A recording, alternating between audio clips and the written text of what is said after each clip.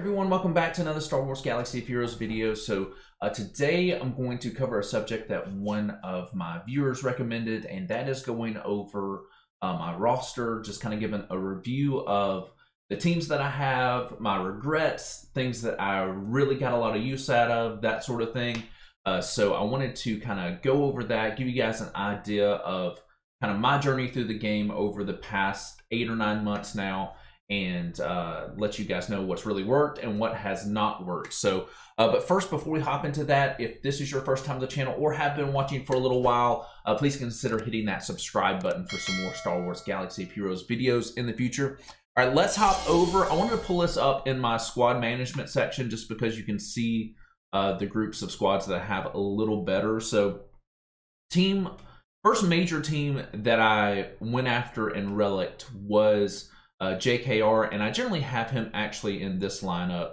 I usually was using Jedi Anakin in there as well for this, and actually when I start doing raids and stuff, I will throw Kenobi in as well instead of Bastila Shan. Really kind of helps out a little bit just because he's at Relic 7, but Bastila Shan does well in the raids as well. So first to point off, the biggest thing about this team, one, it does very good in early arena shards. I'm still doing quite well using this team. I mix this team up with my Padme squad when I'm doing my climbs to go after different things. So like if Padme's on defense, then I usually use JKR against that. If they have a gas or a Darth Revan team, then I use my Padme squad against that to get them out. So very, very good team and has been very good for me for a while. The big thing about this though is the amount of gear that it will allow you to get through raids. So I do not regret going after this team whatsoever because it's allowed me to continually do well in raids.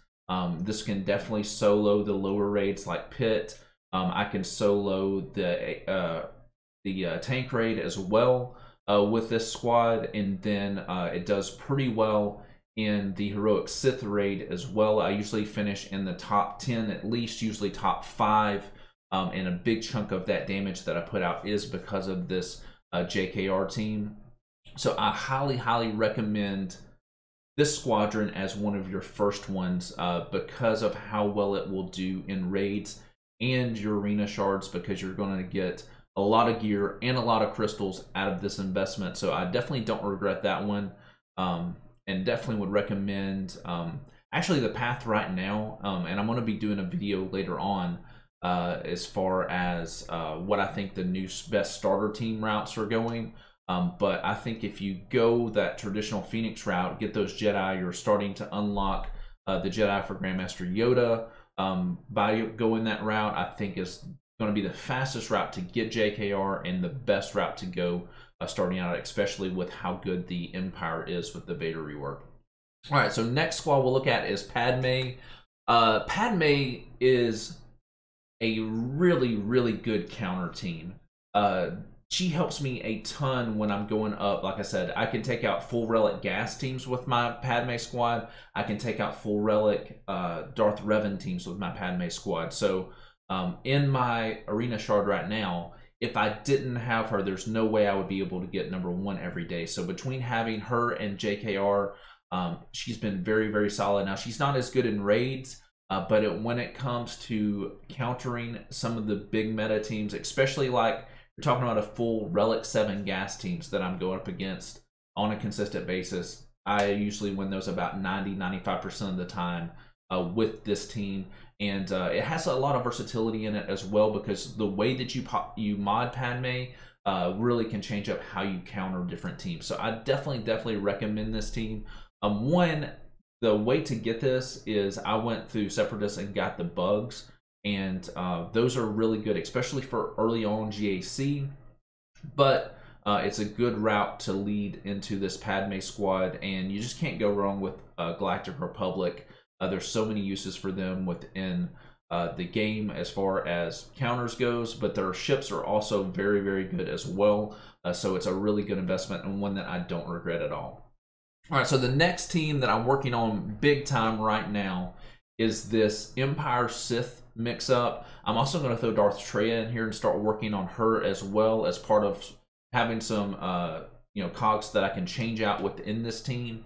But I am so excited that they threw us a good bone, and Vader is so much better now. I've been playing with him for a couple of days now at Relic 4. I'm working on getting him to Relic 5. I'm not too far away from getting Emperor Palpatine to Relic, and then I'm doing a big push on Thrawn, Bastila Shan Fallen, and like I said, I'm probably going to go after Shore Trooper and Treya to be able to throw those in for the 5th slot according on how that goes. And I don't think that Grandmar Tarkin is a bad investment either. I know that I don't see him in a lot of stuff, but he puts out a lot of debuffs, which works well underneath an EP lead. He pushes back Turn Meter, which also works well underneath EP lead. So I think he's a pretty good investment. One, his capital ship is really good, especially for early game players. And then, he does well underneath an Emperor Palpatine lead. I do want to go ahead and triple Zeta Vader. One, it's going to make his ship just insane. But then 2, I like the versatility of being able to swap his lead out with Emperor Palpatine's lead.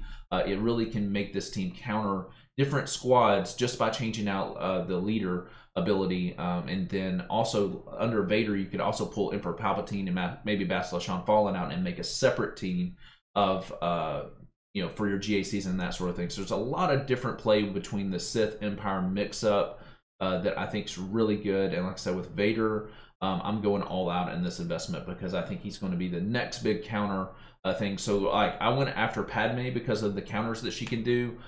I'm going after this Emperor Palpatine Vader teams so I can go after when Galactic Legends start showing up in my shard and that sort of thing. I've got some counters that I can still get to number 1 or in the top 5 every day to be able to get those crystals coming to me every day.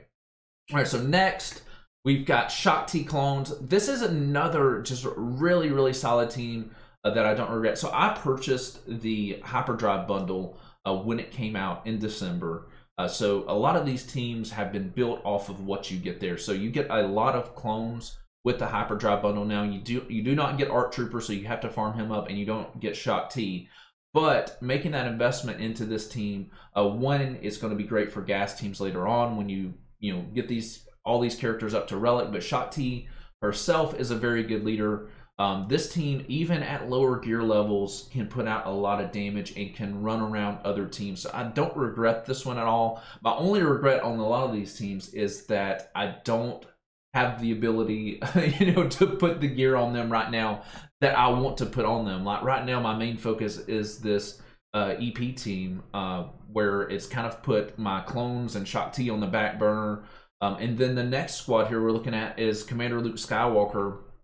And I really want to invest in this team because it can counter so many things. It's such a good team, especially with the damage that Han Solo and Chewie put out. I don't want bounty hunters to be able to get my Chewie to 7 stars, but it just takes a lot of time to develop these teams to where you can get that. Chewie's event is just insanely hard for lower level bounty hunters. I think at 6 star, I probably did, I don't know, maybe 40 or 50 tries before I was able to get the 6 star on him. And, I'm nowhere near having the bounty hunter team to be able to get him to 7 star currently. But this is one that I wanted to invest in. I think it's a great team. And it's one that I built up off of that Hyperdrive bundle thing. I got a lot of those characters at 5 star that were needed to unlock CLS. So I took that and were able to, go after CLS. Like, you can look at this team, it's only 76,000 GP, so there's a lot of work that needs to be done with this squadron, but it's one that I think is worth the investment because it can counter so many things, and I want to do more with it. So it's down the line on my farming list, but I want to do that as soon as possible. All right, so next thing I've got Phoenix Squadron. So I had this team to 7 stars when the Hyperdrive bundle came out. I did go that traditional Phoenix route. I got Thrawn, Emperor Palpatine, made that switch from the Phoenix Squadron, I think around level 65 to 70-ish, over to a Empire Sith squad. That, I think, is going to be a solid route to go now, especially with how good Vader is. Usually around 70, 70-ish, you've probably got Vader at least at 5-star at that point that you can throw in that squadron and start building him up. So I recommend this squad. Now, this team for me right now doesn't get a whole lot of use. I do pull Ezra out and use him in different areas. I'll throw him in my JKR squad. I'll throw him in this Rebel squad right here.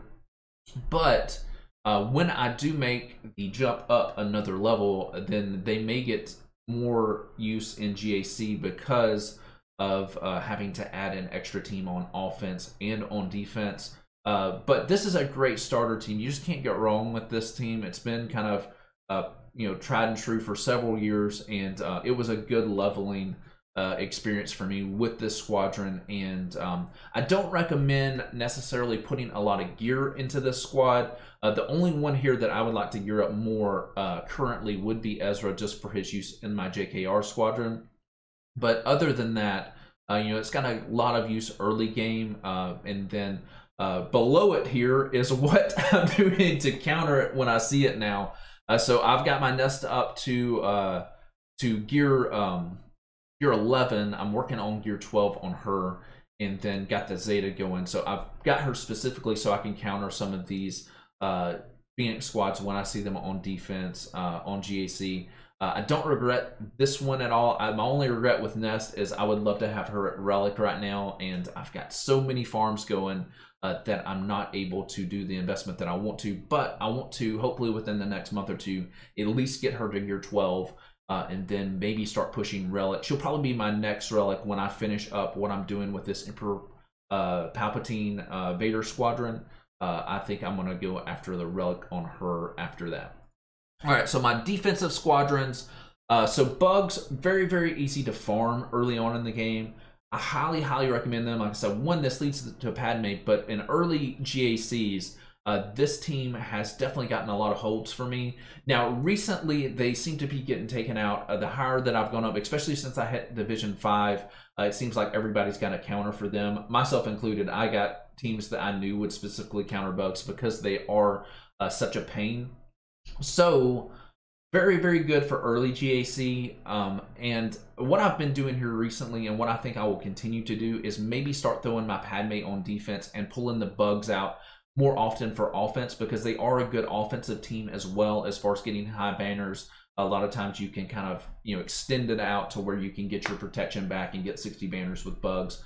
So I definitely recommend them. The biggest thing about these is they are very, very helpful to your guild.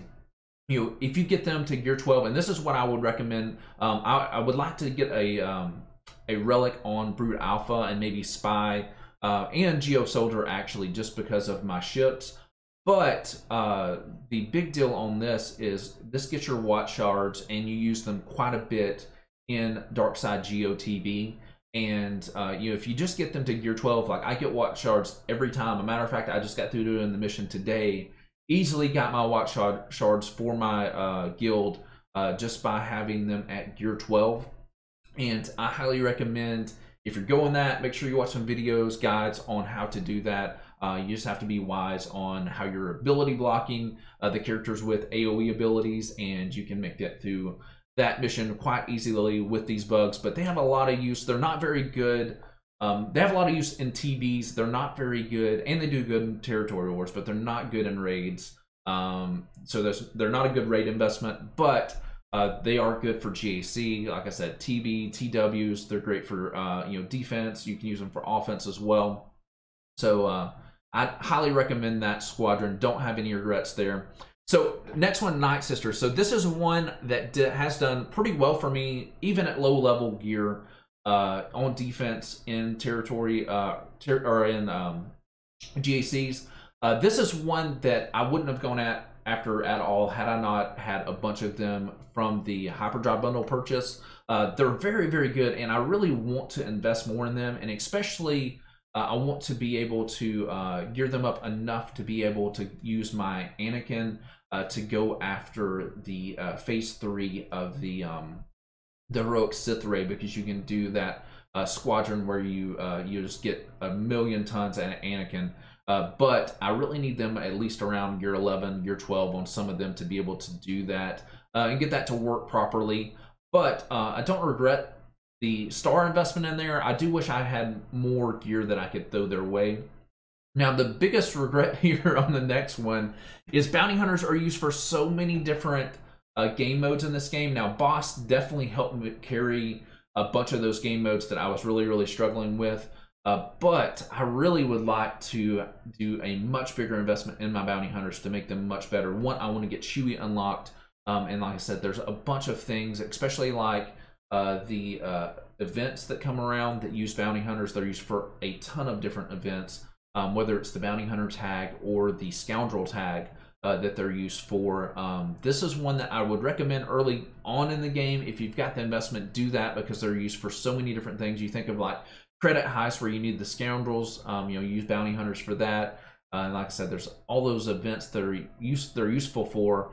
And I just wish mine were better because there's a lot of gear and zetas and omegas and all that kind of stuff that you can get out of having a solid bounty hunter squad. All right, so the rest of these three here, these are squads that, one, I started working on just because I had the Hyperdrive Bundle purchase. I would like to do more with them in the future. They're just kind of on the back burner as far as just kind of throwing them in for defense on GACs. But these are part of the Hyperdrive Bundle. And these rebels down here, I got them up to 7 stars so I could go after the CLS unlock. So they're just kind of thrown on defense. My biggest complaint, and it's a big plus and a big downfall of the Hyperdrive Bundle, is it really inflates your GP, and it can kind of snowball on you very fast. And I have made some mistakes as far as adding a lot of gear to characters that I shouldn't have added gear to, modding characters that I probably shouldn't have modded, kind of starting off, that I had to go back and retake mods off of those just to lower my GP a little bit. So that's the big thing. You get a lot of characters, a lot of teams with the Hyperdrive Bundle. My biggest regret on that is not being as lean as possible with that purchase. I definitely made some mistakes before I realized how important it is to be lean with your roster when it comes to GP. Because really GP, the only thing that helps us with is when you're deploying in TBs. Otherwise, it's a detriment when you're hopping up into higher GACs against people who have better rosters than you. So that's kind of my biggest regret on Hyperdrive Bundle purchases. Now, as far as ships are concerned, that's probably where I would say my biggest regret falls, is I've spent a lot of extra GP on ships that I necessarily don't use or need.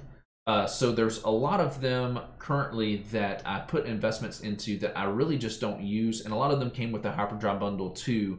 Now I might use them more in the future, but currently right now I've just got a lot of GP put into these ships that I currently am not don't have a huge investment in.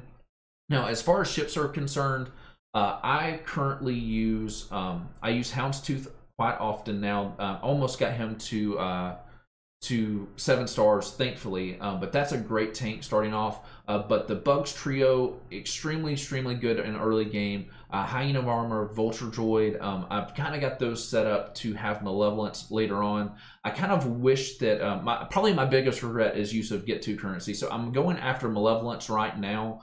But with my current roster, I think I would have been so much better going after the Negotiator, because I've got a Relic 7 Kenobi, I've got a Relic 7 Anakin. Now, I do need to work on completing the stars on his ship, but I would have been able to have them probably at 7 stars had I made the investment there. So that's been a really big regret for me. And then Ahsoka as a Relic 5 as well. So I could have had a pretty solid team of Galactic Republic, because I also have the clones. A lot of them are at gear 12 that I would be using the ships with as well. So wish I wouldn't have gone after Malevolence. I think it's going to be a good ship, but probably what I'm thinking about doing is going after Malevolence, getting it at 5 stars, and then doing the Negotiator at 5 stars next, instead of going 7-star Malevolence. That way I've got one for offense and for defense in GAC. And then I can really build off of those teams, since I have a lot of the ships to make both of those teams quite good. But that is kind of currently it on my roster. Like I said, probably biggest regret is just not being lean with my gearing of characters. I'm getting close to going up to Division 4 in GAC, and it's something that I want to hold off as much as possible. Now, as far as teams that I wish I had, like Separatists, like I've got a bunch of characters that are at 7 stars right now sitting there that I just don't have the gear to do with. Like I've got BB-8 that I could throw into a maybe a Grievous nuke team that I would like to build, because I've got Grievous at 7 stars well with no gear on him. I've got Nuke Gunray sitting around with nothing done with him. That would be another good squadron to go with. So, but like I said, you just get a lot of inflation going on. I've been trying to just kind of hold on to shards as well and not promote characters when I am not going to use them and not gear them up. So you can look through here and see that I've got a lot of stuff. I'm not even activating some of the characters that I don't want to add GP with as well. So, but current farms, like I said, right now I'm going pretty hard after that Vader team. And then because of that, I also am going after Darth Revan and Malik are going to be my next big investments when it comes to unlocking characters and starting to gear them up in the future. Really going to do a big dark side push here over the next several months, and probably about a year, if we're being honest, for a free-to-play player. Thankfully, I get a lot of crystals every day from my really organized, great Arena Shard. Thank all of you guys who are a part of that. We do a really good job of being courteous with each other and everybody getting good crystal payouts every day. So, but that is it, guys. I've kind of talked for a while now. Hopefully this kind of gives you an idea. But I would say for any of you guys starting off, I really would encourage you guys to one, go after that Emperor Palpatine Vader team, because I think it's going to be really good for you in Squad Arena. And then I also would recommend, as far as raids are concerned, build a solid JKR team. I've gotten so many shards for great characters because I'm able to do well in those, but then also the gear has just piled up. And then you also think of the extra benefit of having the currency to invest into the shipment guild store that you can buy gear as well. So, but that is it, guys. Hopefully this was helpful for you guys, and I will see you guys in the next video.